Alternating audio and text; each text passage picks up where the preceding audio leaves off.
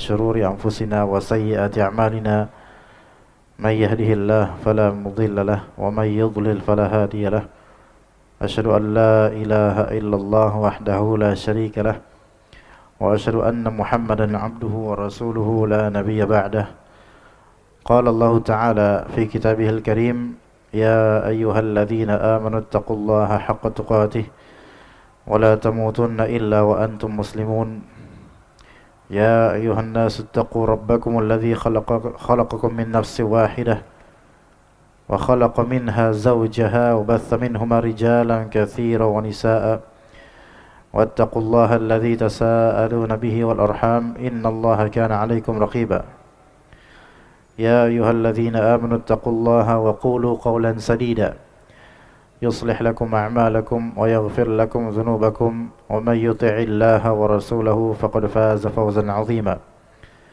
فإن أصدق الحديث كتاب الله وخير الهدي هدي محمد صلى الله عليه وسلم وشر الأمور محدثاتها وكل محدثة بدعة وكل بدعة ضلالة وكل ضلالة في النار أما بعد. Untuk jemaah yang berkenan menyimak kajian ini diharapkan agak sedikit maju karena nanti ada beberapa ikhwan kita yang mungkin mau sholat space-nya kurang ya, jadi mohon diperkenankan untuk agak maju sedikit. Jazakumullah khairan. Kita lanjutkan kajian kitab Amalan Sunnah Setahun menurut Al-Quran dan Sunnah Al-Ustadz Yazid bin Abdul Qadir Jawaz hafizahullah yang diterbitkan Khazanah Fawaid di halaman 45 insyaallah taala, bab kedua yaitu menuntut ilmu syar'i adalah amalan harian. Amalan harian ya, menuntut ilmu syar'i adalah amalan harian setiap muslim, harian. Ini yang perlu betul-betul diperhatikan, yaitu harian, daily life, daily routine ya. Seorang muslim, beliau mengatakan, seorang muslim tidak akan bisa melaksanakan agamanya dengan benar kecuali dengan belajar Islam yang benar berdasarkan Al-Quran dan Sunnah menurut pemahaman salafus saleh. Agama Islam adalah agama ilmu dan amal. Jadi menuntut ilmu itu juga amalan. Mengamalkan ilmu adalah amalan. Jadi setiap hari itu kita lakukan. Mencari ilmu. Termasuk dai juga. Sehari-harinya nuntut ilmu, ya.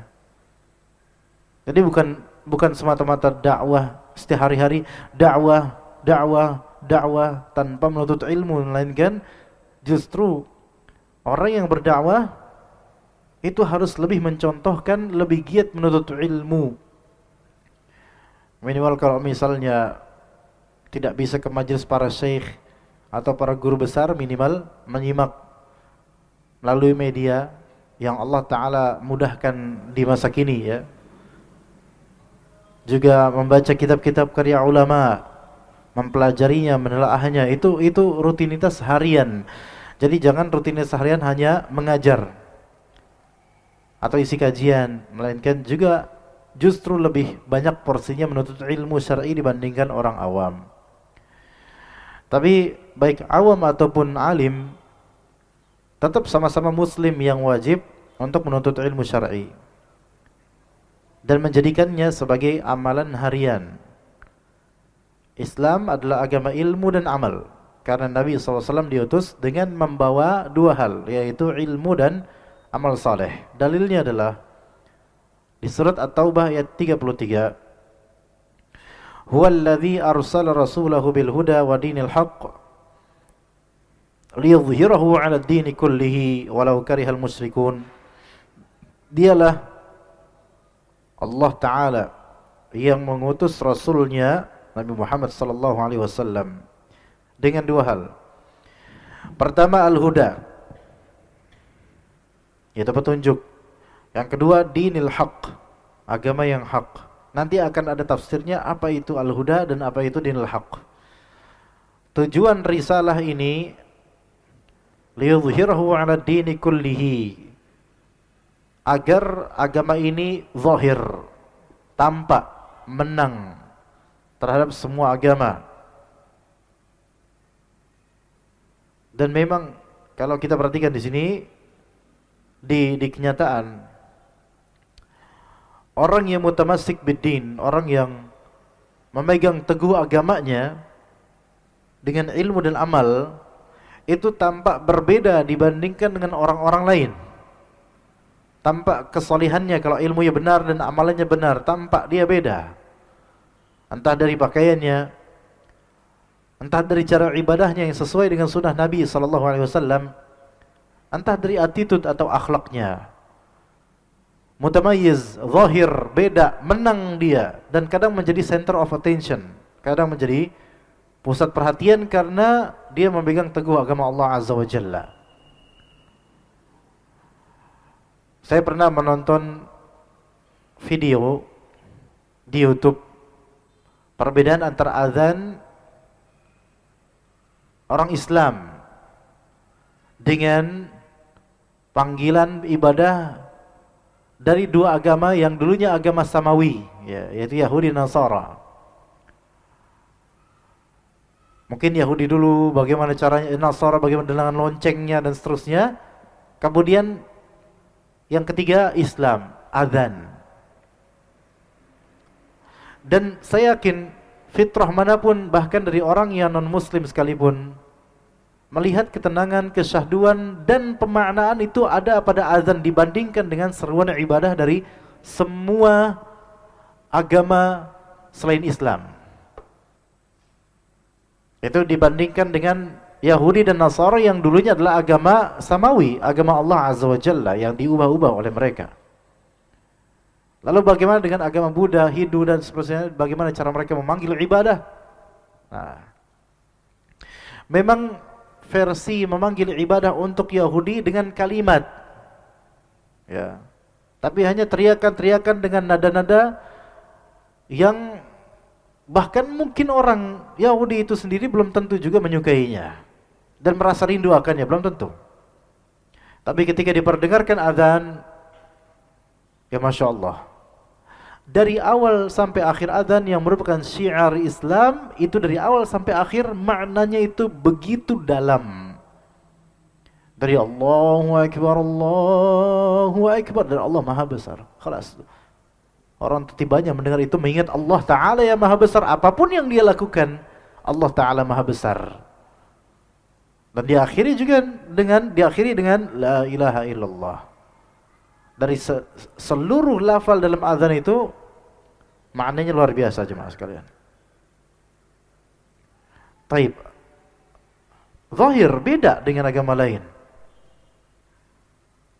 Ada yang memanggil ibadah dengan cara membunyikan lonceng dengan keras. Apa maknanya? Tidak ada. Tidak sampai ke hati. Dan itu diada-adakan, tidak seperti itu agama Allah Ta'ala dulunya. Liyudhhirahu 'ala ad-dini kullihi. Dan ketika kita memegang teguh agama Allah, menampakkan identitas kita sebagai muslim yang mengamalkan ilmu sesuai dengan Al-Quran dan Sunnah, akan tampak bedanya, yakin deh. Pakaian mungkin sama, ya mungkin ada perbedaan, mungkin tidak menjulur di bawah mata kaki misalnya untuk celana atau kain. Tapi lihat jenggotan misalnya. Dan orang yang berjenggot dengan niatan mengikuti sunnah Nabi SAW, dengan orang yang berjenggot karena pengen sangar, karena dia mungkin pemain sepak bola dan dia sebagai back supaya striker lawan itu takut padanya, auranya beda. Karena niatan beda menghasilkan aura yang berbeda. Zahirnya beda dia, beda. Iya beda. Ya. Zahir. Nah kemudian walau karihal musyrikun, walaupun orang-orang musyrik tidak menyukai agama Islam ini tampak, dan memang itu nyata. Orang-orang musyrik, orang-orang yang zindiq atau munafik, mereka benci ketika Islam ini tampak, ketika Islam ini merebak, dan tidak bisa dihalangi merebaknya Islam ini. Taib, di sini katakan tadi bil huda wa dinil haq. Dikatakan oleh penulis Hafizahullah, yang dimaksud dengan al-huda, petunjuk dalam ayat ini adalah ilmu yang bermanfaat. Jadi Allah mengutus Rasulnya alaihi salatu wassalam. Pertama, ilmu yang bermanfaat yang dibawa. Yang dibawa. Dengan ilmu yang bermanfaat. Dan yang dimaksud dengan dinul haq adalah amalan saleh. Dan Islam itu agama itu saja, berputar di ilmu yang bermanfaat dan agama dan amalan yang saleh. Itu. Pada asalnya Islam ini tidak membawa ilmu sains, tidak.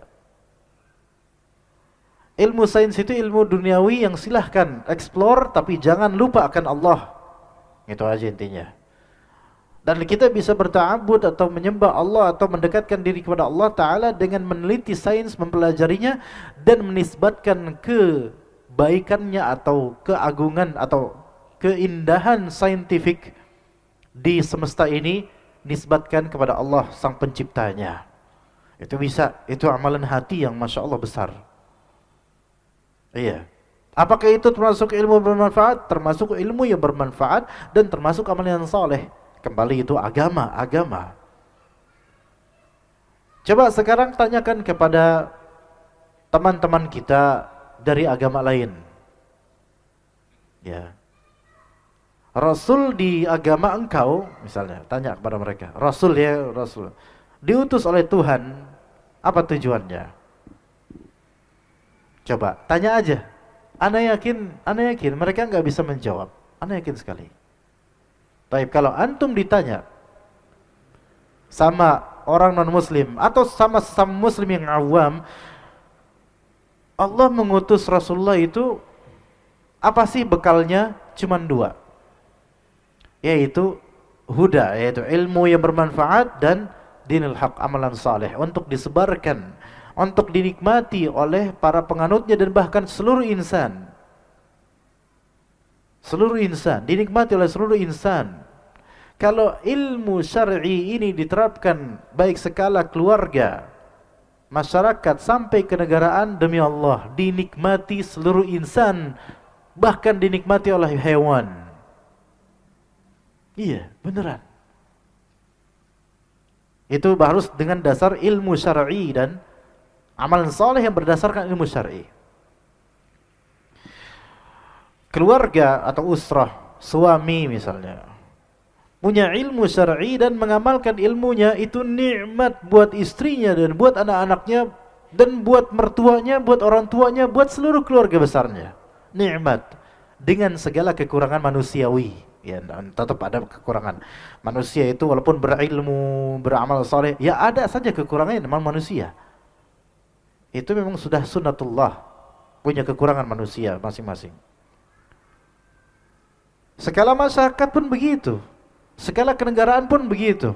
Wallahi kalau pakai undang-undang yang berdasarkan ilmu syar'i dengan dalil-dalilnya dan kaidah-kaidah Islam,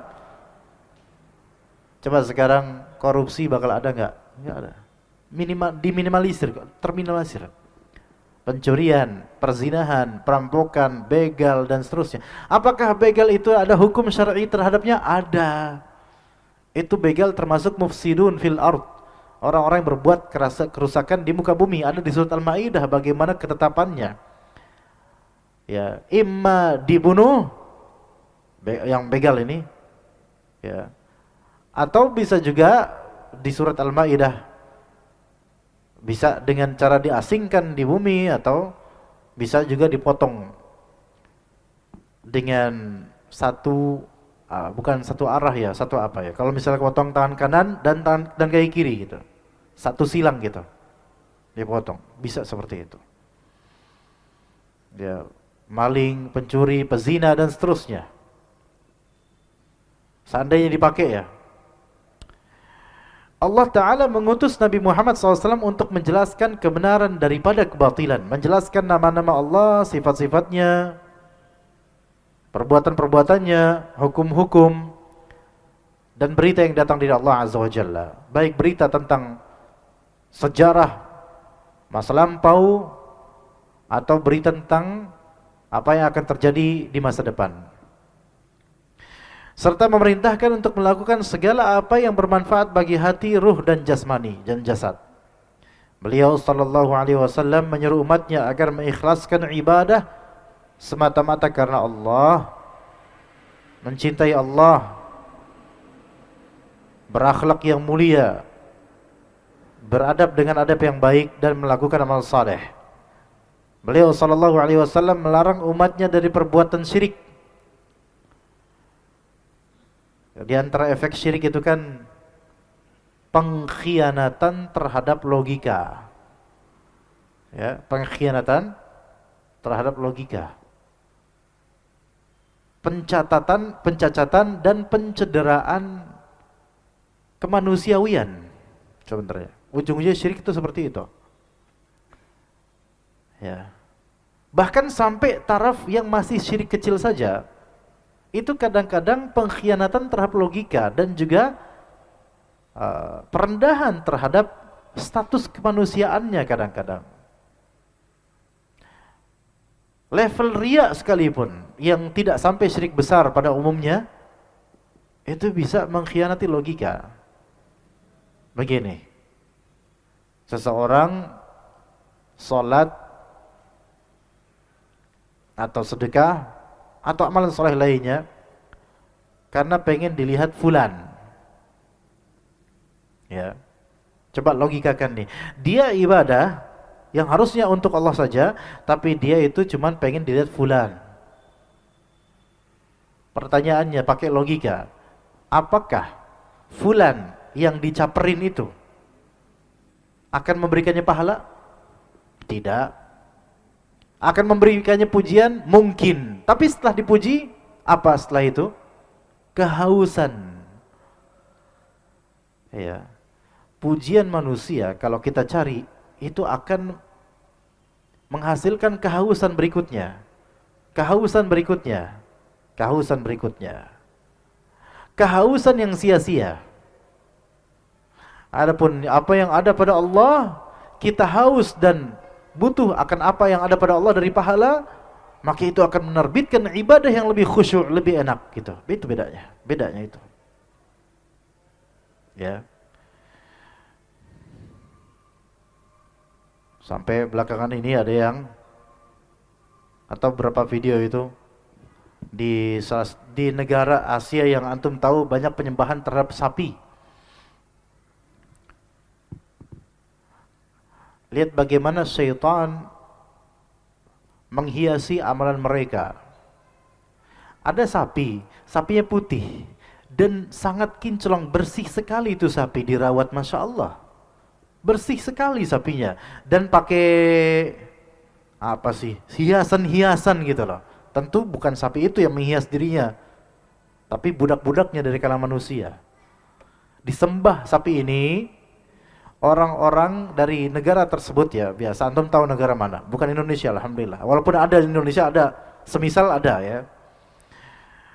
Itu orang ngantri banyak, laki perempuan, untuk untuk tengkurap di dekat kaki kanan sapi.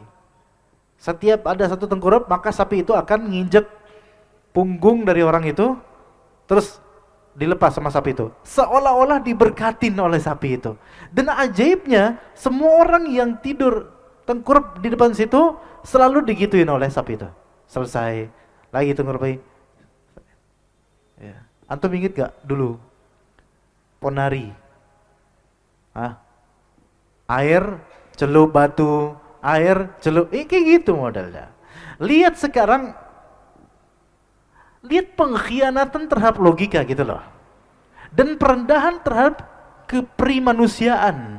Dan seolah-olah keprisapian ini lebih tinggi daripada keprimanusiaan. Kesyirikan, ini efek kesyirikan jemaah. Kemudian masih di negara yang sama, ada video lain. Kotoran sapi yang menggumpal besar itu.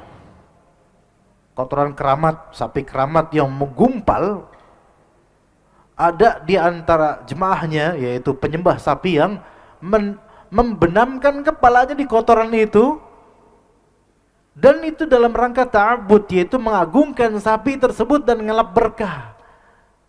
Masya Allah. Dalam mazhab Syafi'i saja, kotoran sapi itu dianggap najis.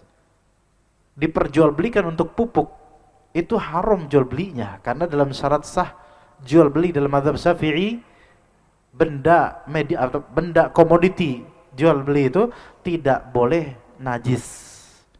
Dan memang dalam umumnya mazhab Islam menyatakan bahwasanya jual beli benda najis tidak sah, haram, tidak sah. Dan dalam mazhab Syafi'i,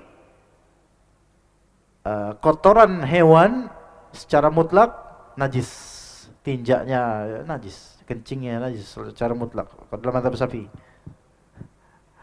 Tapi bagi mereka ini karena kotoran spesial, ini punya mbah sapi keramat, ya. Lihat bagaimana kesyirikan dan ghulu, sikap berlebihan tanpa ilmu dan bertentangan dengan ilmu. Itu mengkhianati akal, mencederai kemanusiaan seseorang, mencederai posisi manusia itu sendiri, merendahkannya dan menghinakannya. Itu selalu begitu, syirik seperti itu. Taib, Rasulullah SAW melarang umatnya dari perbuatan syirik atau amal dan akhlak yang buruk, dilarang, yang berbahaya bagi hati, badan dan kehidupan dunia dan akhiratnya. Apakah banyak amalan buruk atau maksiat atau syirik yang merusak badan? Ya, banyak. Bahkan syirik bisa merusak badan. Di antara contohnya, datang ke dukun. Disyaratkan apa di antara mahar? Bukan kalau mahar pakai apa, seserahan apa, tapi disyaratkan di antaranya adalah bawa kembang 7 rupa. Supaya ntar malam bisa mandi, kembang 7 rupa di satu gentong, berendam di situ 1 malam. Besoknya flu nggak kira-kira? Flu insyaallah. Oh iya. Syukur-syukur Covid udah selesai. Kalau masih Covid, dia bilang Covid itu bukan flu, ya. Ya. Nah, sakit jadinya, merusak badan gara-gara itu. Sebagian dari orang yang pengen menjadi dukun, di antara syaratnya adalah bermalam di goa tertentu selama sekian malam, dan harus melakukan tirakat puasa. Dan puasanya spesial, bukan puasa mutih, bukan puasa buah, itu terlalu enak. Apa puasanya? Puasa gedang. Gedang itu apa Pak? Orang Jawa. Gedang. Pisang. Tapi enggak makan pisang gitu aja, enggak. Bertapalah dia di kegelapan gua tersebut. Itu gua kan entah isinya setan lah, ular lah, kalajengking lah, apalah gitulah. Tetap di situ di ruangan khusus di kegelapan, namanya bukit, gua. Itu kan sebagian gua ada yang memang gelap, kemudian pengap dan oksigen juga kurang baik di situ. Ya, bertapa di situ bermalam-malam, tidak boleh makan kecuali makan gedang dengan syarat setan dan gedang itu harus ditancapkan ke atas. Nah, tidak boleh dipetik. Tunggu sampai jatuh, entah salah satu gedang itu satu tandan jatuh. Kapan jatuhnya? Ya kalau udah busuk, baru boleh dimakan. Sengsara banget coba. Sakit gak kira-kira? Insya Allah sakit, mati bahkan mungkin mudah-mudahan. Menyakiti badan sendiri. Ya, antum pernah lihat juga ritual-ritual orang-orang Syiah misalnya. Di Indonesia mungkin belum ada atau belum banyak, tapi kalau di Iran sana, di Iran bukan Irian, Iran, karena menangisi peristiwa Hussein, pembunuhan Hussein, peristiwa Karbala, maka mereka menyakiti diri mereka sendiri dengan pisau-pisau tajam dan rantai-rantai yang ada sayatan-sayatan silet atau pisau. Trek, di belakangnya berdarah semua. Bahkan ada beberapa anak yang masih bayi atau balita diseset kepalanya oleh ibunya sendiri sebagai pengorbanan dan sebagai apa? Bukti kesedihan, sharing kesedihan terhadap pembunuhan terhadap Hussein rahimahullah radhiyallahu anhu. Ya begitu. Lihat sikap gulu, berlebihan, amal yang buruk, yang tidak ada contohnya dari Islam. Ini berbahaya, bagi hati berbahaya, bagi badan berbahaya. Kehidupan dunia berbahaya juga, akhirat berbahaya. Makanya Islam itu agama ilmu, dari ilmu itu bersumber kemudian darinya amal soleh. Kalau amal yang dianggap soleh tapi tidak berdasarkan ilmu, lalu lantas berdasarkan apa? Opini atau berdasarkan hawa nafsu. Taib. Cara untuk mendapatkan hidayah dan mensyukuri nikmat Allah adalah dengan menuntut ilmu syar'i. Maka jemaah sekalian, ini zaman ini udah banyak hal yang harus disyukuri. Kemudahan berkomunikasi, kemudahan berkendaraan, apalagi sekarang alhamdulillah sudah selesai Covid lah, anggaplah semua sudah biasa lah, normal. Ya. Kenikmatan yang Allah berikan dari fasilitas duniawi ini harus disyukuri nikmat semua ini. Dan disebut-sebut, diingat-ingat nikmat dari Allah Azza wa Jalla ini. Nah, nikmat-nikmat ini akan diminta pertanggungjawabannya. Cara mensyukurinya diantaranya adalah dengan menuntut ilmu syar'i. Jangan kemudian karena Allah mudahkan fasilitas komunikasi, fasilitas kendaraan, fasilitas hidup, internet dan seterusnya, membuat kita makin jauh dari ilmu syar'i. Itu jangan. Karena hujahnya nanti di akhirat akan berat. Kenapa tidak nuntut ilmu syar'i padahal sudah terhampar kemudahan yang Allah berikan kepada kita? Menuntut ilmu adalah jalan yang lurus untuk dapat membedakan antara yang hak dan batil. Kita nggak bisa tanpa belajar kemudian tiba-tiba punya ilmu aja. Nggak berlaku sekarang ilmu laduni jemaah. Ya tiba-tiba orang tadinya bahlul tiba-tiba jadi pinter. Nggak bisa, proses. Nggak ada, sekarang kan anak bayi tiba-tiba bisa baca juz amma. Nggak pernah emaknya ngajarin. Orang curiga, ini kok bisa ini? Langsung jadi wali, itu kok di Indonesia udah jadi wali itu orang itu. Langsung bisa juz amma tanpa belajar. Iya. Nah, gimana? Ya, supaya bisa bedakan hak dan batil dengan belajar. Memang ada yang namanya fitrah, betul. Tapi fitrah maksudnya fitrah orang tuh fitrahnya menyembah Allah. Kata Nabi SAW, ma min mauludin illa yuladu al fitrah. Tidaklah ada kelahiran manusia kecuali pasti lahir dengan fitrahnya manusiawi dia, yaitu di antara fitrahnya adalah la ilaha illallah, menyembah Allah Ta'ala. Fitrahnya seperti itu. Fitrah manusia pada asalnya adalah menyembah Allah Ta'ala. Tapi kalau misalnya manusia ini tumbuh berkembang tanpa ada menuntut ilmu, pendidikan yang benar, apa kata Nabi SAW? Fa'abawahu yuhawidanihi, au yunassiranihi, au yumajisanihi. Maka kedua bapaknya atau lingkungannya lah yang membuat dia jadi Yahudi, membuat dia jadi Nasrani, membuat dia jadi Majusi, dan begitu manusia.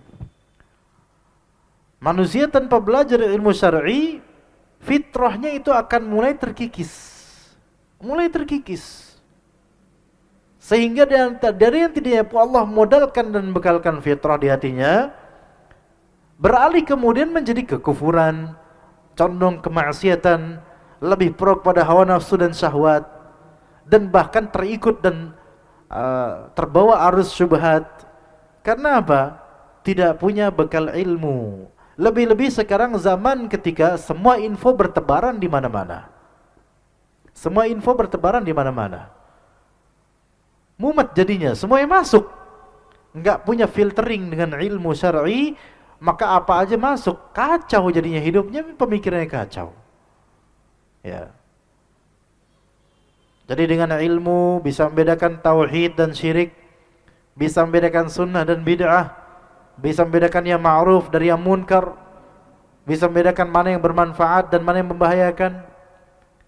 Menuntut itu sesuatu, bahkan dalam masalah dunia saja, dengan ilmu kita bisa tahu mana yang bermanfaat dan mana yang membahayakan, mana yang cocok dan mana yang tidak cocok. Misal kalau kita beli motor,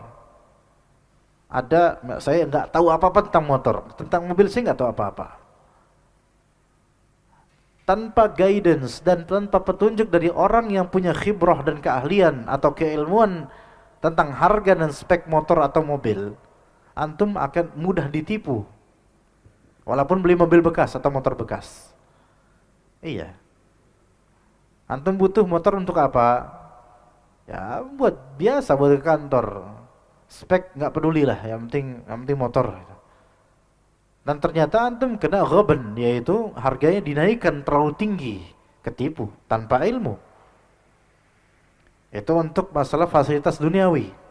Bahkan masalah binatang sendiri, tanpa ilmu bisa berbahaya juga buat kita, ya. Ketemu ular di rumah, nggak tahu nih ular nih berbahaya, berbisa atau enggak. Asal nangkep truk. Husnudzon sama Allah, bener sih. Tapi kan ini namanya ular. Tahu nggak itu berbisa atau enggak? Digigit akhirnya, digigit, tawakal sama Allah. Ini bukan tawakal, ini bahlul. Ternyata itu berbisa tinggi, ular weling lagi. Kalau kena itu diantara efeknya apa? Kalau ular weling atau ulang yang biasa di sawah itu ya, yang kuning hitam atau hitam putih itu, insya Allah mati, insya Allah. Ya, setiap orang mati, tapi ini lebih cepat insya Allah, karena kegigit ular weling. Plek. Apa habis itu? Diantara efeknya ngantuk. Aduh ngantuk. Habis gigit ular weling ngantuk, istirahat. Bangun-bangun apa? Man rabbuk. Siapa Tuhanmu? Beneran, insya Allah, coba aja antum kayak gitu. Karena dia nggak tahu ini ular weling ini, di antara efek bisanya seperti itu, mematikannya di situ, membuat orang lemes, tidur, mungkin perih sedikit, tapi membuatnya tidur, khalas, abis tidur insya Allah nggak bangun lagi. Bangun sudah pindah situasi, pindah alam, udah tampak malaikat kemudian munkar nakir, masya Allah. Nggak bisa berhujah dia. Loh kok ada antum ini kan? Ana perasaan cuma digigit ular kok sekarang udah pindah alam ya. Ya udah khilas. Gara-gara apa? Nggak punya ilmu, nggak bisa membedakan mana yang berbisa, mana yang tidak. Akhirnya memegang yang berbisa. Dan beberapa orang dikabarkan meninggal memelihara ular kobra. Nah ini orang ini tahu ular kobra ini peliharaannya ini berbisa. Ada beberapa remaja berapa tahun lalu nyimpen ular kobra, melihara ular kobra, kemudian demi konten dia apa? Megang ular kobranya dengan free hand, kemudian bebas, dicatek dia apa, digigit ya, mati, khalas, tutup usia, padahal masih belasan tahun usianya. Lihat, tahu dia punya ilmunya ini berbisa, tapi udah dilosin aja, berbahaya, akhirnya berbahaya buat dirinya, buat kehidupan dunianya dan akhiratnya juga berbahaya. Belakangan ini malah, dan juga beberapa bulan lalu atau beberapa tahun lalu, jahil, beberapa pemuda itu jahil, cari sensasi, dan secara psikologis juga diteliti oleh beberapa pakar psikolog atau para psikolog yang maksudnya orang-orang berkecimpung di bidang psikologis ya, bidang psikologi, yaitu demi konten, beberapa pemuda itu nyetop truk yang lagi di jalanan. Coba, ini kira-kira apa ya? Ini bilang nggak tahu, dia tahu itu bahaya. Ini bodoh atau apa? Lihat, nggak ada kerjaan, demi konten melakukan itu. Dan ada yang meninggal kemarin, belum lama ini, berapa hari lalu, seminggu atau berapa hari lalu. Dari pinggir jalan teman-temannya ngerekam, cari sensasi, nyetop. Truk lagi namanya truk ya, nggak bisa ngerem mendadak. Truk lagi jalan asik-asiknya, tiba-tiba dia datang. Emang dikira truk itu babi apa? Bisa tiba-tiba diam gitu? Enggak, ini truk. Ya udah lewat, mati. Ya alhamdulillah berkurang lah orang-orang bodoh, alhamdulillah. Cuman ini gimana? Apakah dilestarikan yang budaya seperti ini demi konten? Orang merelakan habis hidupnya. Sebagian di building yang tinggi ya, ada tuh di luar negeri atau di Indonesia tuh, tinggi sekali, pencakar langit gitu, demi konten. Ini lihat. Orang ketika dia jauh dari ilmu, gabut dia. Gak ada kerjaan. Kerjaan gak ada, nuntut ilmu pun tidak. Sia-sia hidupnya.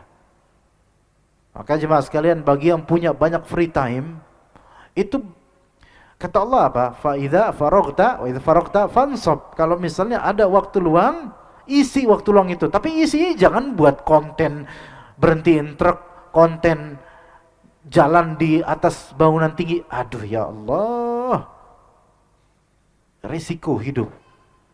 Bangun-bangun mandrobuk lagi nanti, ya kan? Ditanya mandrobuk.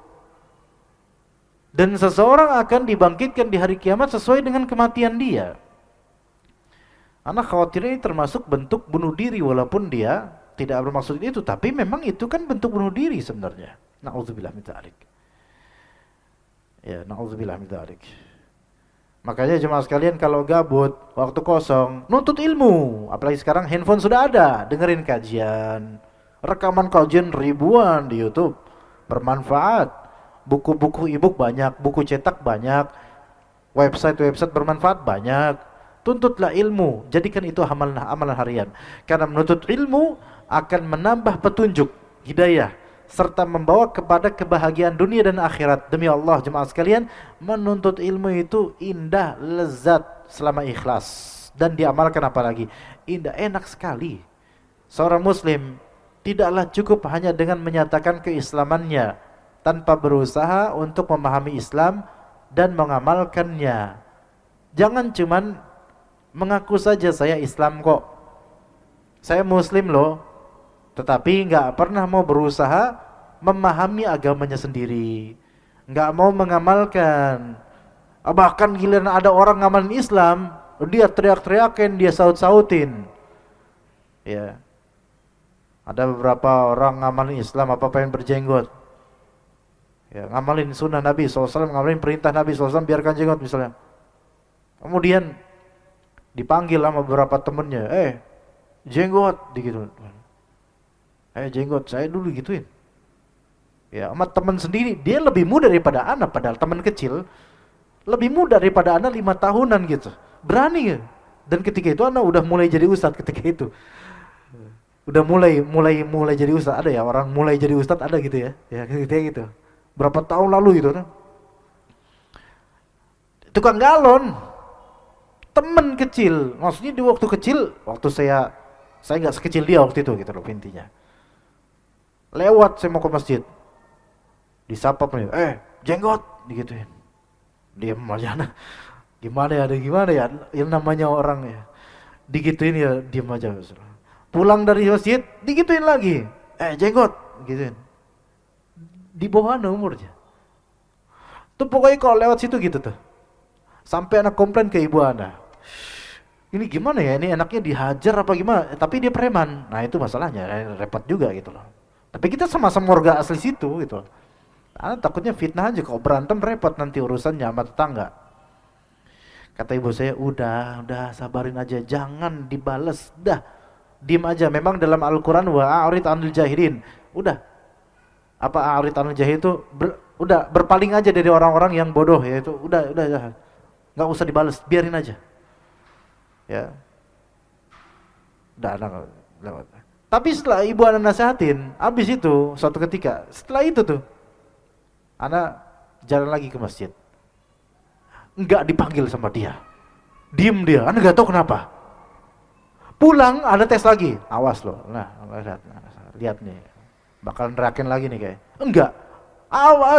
Sejak itu tuh, sejak ibu anak ngomong kayak gitu, udah jangan dibalas, sabar aja, biar Allah yang nanti tentuin.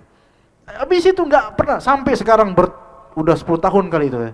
Sampai sekarang ketemu anak nggak jenggot nggak gitu lagi. Anak nggak tahu dah, nggak tahu. Bukan ibu anak tiba-tiba nyamperin kemudian gaplokin dia, nggak tahu. Allah kasih hidayah aja mungkin, wallahu alam. Tapi ya kita ini mengamalkan, ada aja orang kemudian yang dia tidak mau ke Islam, padahal KTP Islam, sholat enggak, tidak mau memahami Islam, tidak mau mengamalkan Islam, malah yang mengamalkan Islam kena getahnya oleh orang-orang seperti ini. Ini harus sabar, memang harus sabar. Sebagian dari orang di beberapa masjid, insya Allah bukan di uswatun hasanah. Di sini karena manajemennya itu betul-betul maksudnya eksis ya, sehingga orang-orang luar itu nggak berani mengacaukan. Di beberapa masjid ada DKM-nya, ada marbot, ada ya. Giliran pengen mengadakan suatu kegiatan yang positif, beberapa orang atau warga protes, mengkritik, jangan ngapain, nggak usah ada kayak gini. Padahal orang-orang ini ke masjid nggak pernah, tapi masjid ngadain kegiatan yang mungkin pengajian kayak gini biasa, protes mereka. Lah, ente selama ini kemana aja? Hidung nggak pernah kelihatan di masjid, tiba-tiba pada protes. Dan mereka mengancam, awas kau protes kita ini masjidnya nanti. Nah, tuh Masya Allah. Ini terjadi di beberapa masjid. Justru yang banyak kritik itu adalah orang-orang yang jarang ke masjid. Ajaib ini. Di antara keajaiban dunia ini. Ini nggak ada, insya Allah di sini nggak ada. Kalau di sini insya Allah nggak berani mungkin. Tapi ada beberapa orang ke masjid jarang. Entah batang hidungnya, matanya, kumisnya nggak pernah nampang di masjid. Dan saya punya pengalaman orang seperti ini, nggak pernah ke masjid, tapi giliran ngopi-ngopi di teras masjid. Makanya kita sebutnya dia JTM, jemaah teras masjid. Betah di teras masjid, ngopi, kuat ngopinya, malam sampai tengah malam ngakak-ngakak, bahkan kadang-kadang waktu duha. Waktu duha ngobrol ngopi ya. Sebelum azan ngacir duluan tuh pada 4 orang, pergi masing-masing ke rumah. Allahu Akbar, Allahu Akbar. Mereka mau sholat berjamaah mungkin di rumah masing-masing ya. Ini masjid depan, ngesot aja cuma 4 langkah doang. Tahu ngesot Pak? Ngesot gitu. Ngesot aja nggak ada yang lihat, saking dekatnya itu. Mau azan, marbot mau azan, bubar. Ini kok bisa ada orang seperti ini? Tapi giliran masjid mau ada acara, mereka orang yang pertama paling protes, paling merasa berjasa. Allah, ini ada Pak, wallahi ada yang seperti ini. Ya, tapi bukan Bapak. Ini kenapa Bapak keluar Pak? Bukan Bapak. Ini saya nggak jangan marah keluar terus, wah nyindir saya nih, bukan. Ada yang seperti itu. Jadi nggak cukup, ikhwan, nggak cukup kita tuh muslim. Bahkan nggak cukup kita itu saya founder masjid, terus nggak pernah ke masjid, ya nggak cukup. Amalkan. Jadi pernyataannya harus dibuktikan dengan melaksanakan konsekuensi dari Islam. Karena itulah menuntut ilmu merupakan jalan menuju kebahagiaan yang abadi. Jadi menuntut ilmu syar'i itu wajib bagi setiap muslim dan muslimah. Dengan dalil Rasulullah SAW bersabda, "Talabul ilmi faridatun ala kulli muslimin." Menuntut ilmu itu wajib atas setiap muslim. Baik, kajian kita cukup sampai sini insyaallah taala. Mudah-mudahan yang sedikit ini bermanfaat dan insyaallah kita lanjutkan pada waktu mendatang masih di masalah wajibnya menuntut ilmu. Mudah-mudahan Allah taala mudahkan kembali kita bertemu. Wassallallahu ala nabiyina Muhammad wa ala alihi washabihi ajma'in. Subhanakallahumma bihamdika asyhadu an la ilaha illa anta astaghfiruka wa atubu ilaik. Wassalamu alaikum warahmatullahi wabarakatuh.